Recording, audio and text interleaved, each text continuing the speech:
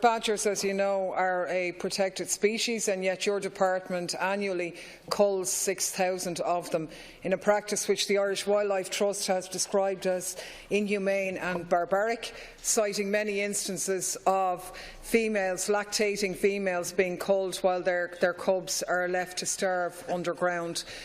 Minister, we've been long promised a vaccination programme as an alternative. What is going on and when is it going to be implemented? As I mentioned in my response to parliamentary question number 41 on the 27th of October, it is my department's intention to deploy a full badger vaccination strategy as soon as robust scientific evidence becomes available to demonstrate that such a programme is practicable and will deliver an outcome equivalent to the existing wildlife programme. In this context, my department is involved in a range of research activities with a view to processing the development of a vaccination system for badgers. While research has demonstrated that oral vaccination of badgers in a captive environment with the BCG vaccine generates high levels of protective immunity against challenge with bovine TB, field trials are being undertaken by my department to determine whether vaccination is also effective in the field. A vaccine trial in Kilkenny has been completed and results are expected to be published in 2017. In addition, trials are being conducted in 6 separate locations throughout the country involving the vaccination by intramuscular injection of several hundred badgers over 3 to 4 years, with continuous monitoring of the badger population to assess the impact of the vaccine on the incidence of disease in the cattle population. The outcome of these field trials will eventually determine whether the vaccination of badgers delivers an outcome equivalent to the current badger removal strategy. These projects are due to conclude in 2018.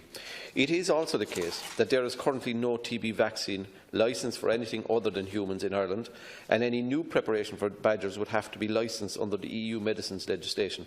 My department is collaborating with UCD and DEFRA in the United Kingdom in carrying out the research needed to prepare a dossier for submission to the licensing authorities in Ireland and the UK for authorisation of a licence for an oral vaccine for badgers. In addition, research is also being carried out both in Ireland and the United Kingdom on a suitable bait delivery methods for an oral vaccine to ensure that when such a vaccine is licensed, an effective delivery method is available. In conclusion, there is no delay in rolling out a vaccination programme. The position is that there is currently no vaccine licence for badgers, and my department is engaged in several research projects with a view to submitting a dossier to the licensing authorities for a licence for an oral vaccine. In addition, my department is conducting trials to determine whether vaccination is as effective as badger culling in reducing the incidence of TB in cattle, and to identify suitable vaccine bait delivery methods. My department is hopeful that this research will be successful and that a vaccination strategy will be a significant element of the National TB Control Programme. I want to stress that our ultimate objective is to incorporate badger vaccination into the TB eradication programme when data are available to ensure that it can be incorporated into the programme in an optimally effective and sustainable manner. Deputy Daly. You've got Minister, rabies was eliminated from European foxes using baited vaccine many years ago. The idea that we have been discussing a vaccination programme for badgers for 25 years is quite shocking, and your answer that it's going to take us another 2 years before we see any progress in this direction is very concerning, against the backdrop of very firm information which says that the badger population and its viability is under threat because of the practice we've been engaging in. Now, the studies being conducted by your department cover 5% of Ireland's farmland, which isn't actually huge. Meanwhile, scientists in the UK, where the UK spent over a decade culling badgers, have done a study, gold standard study, over 10 years, where the concluders of that made the point that it made no meaningful contribution to the control of bovine TB in Britain, and that actually badger infections follow rather than lead TB infections in cattle. Now, there's no conclusive evidence that badgers are responsible.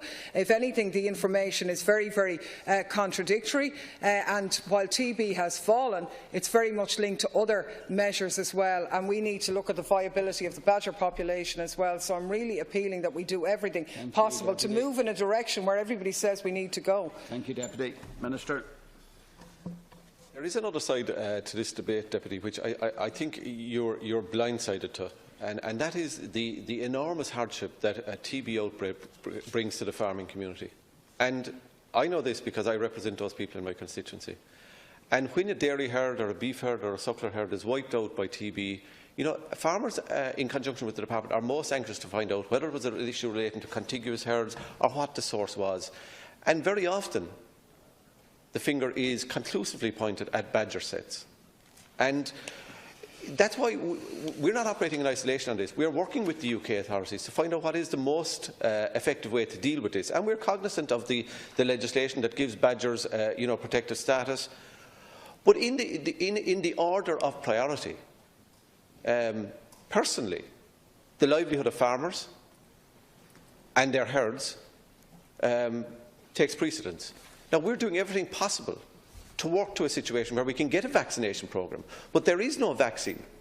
And the evidence which you quoted from, I suspect, is not shared by the UK authorities, that there is no link between badgers and TB. In fact, I would think there's considerable evidence to the contrary. Thank you, Minister.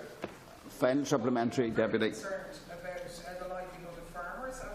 See the eradication of TB and welcome the fact that it has declined. The points I'm making are scientific points backed up by research, and the evidence would show that TB has declined for a number of reasons. For example, evidence from a 2015 survey by University College Dublin, and indeed members of your own department, described very clearly instances where a decline in cattle infection appeared to be directly correlated to badger culling, absolutely, but other examples where culling appeared to have little or no effect. We know in 2011 your own department found considerable evidence but not conclusive evidence of this situation. And the quote that I made from the UK studies was from directly the mouth of the vet, if you like, who led the study, where he said badger culling can make no meaningful contribution to bovine TB control in Britain. Indeed, some policies under consideration are likely to make matters worse rather than better. They were his words. This is a scientific argument as well, and we need to speed. Your own department already agrees we need to move to vaccination. I'm arguing that that should be done, moving mountains to do it as quickly as possible, because the badger population doesn't have the luxury of waiting. Minister, 1 minute. In this that wants to see a resolution of this faster than the farming community, and indeed my department is not in the slipstream either of this. We are in the vanguard in terms of driving it, but we have to have a rational scientific basis on which to proceed. And in the interim, where it is identified that there are badger issues associated with TB outbreaks in particular areas, and the department investigates each individual case and tries to identify causes, then in the interim the culling, which is part of the eradication programme presently, will continue. But it is our preference to get to a situation where there is a scientific rationale behind a vaccination programme, and where there is a method of administering an oral vaccination programme that's practical and effective. And I don't think it would be money well spent if we were to proceed in any other base other than in a rational basis. But there is a bigger picture to be borne in mind, and that is the enormous hardship that's associated with TB breakdown. And to kind of just simply turn our back on the culling programme whilst we await the optimum solution would be unwise, I think.